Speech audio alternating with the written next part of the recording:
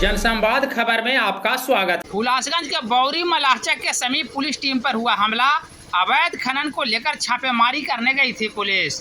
हुलासगंज थाना क्षेत्र के बौरी मलाहचक के समीप से बड़ी खबर सामने आ रही है, जहां छापेमारी करने गई पुलिस टीम पर खनन माफियाओं ने हमला कर दिया है, जिसमें एक पुलिसकर्मी घायल हो गया है।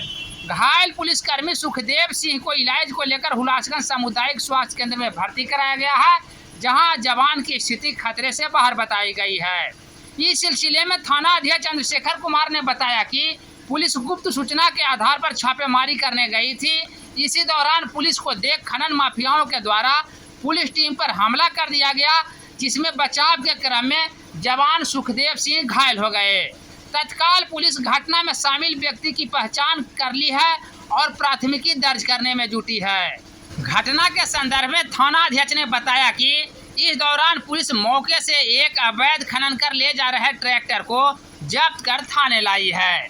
तत्काल मामले में आगे की कार्रवाई की जा रही है।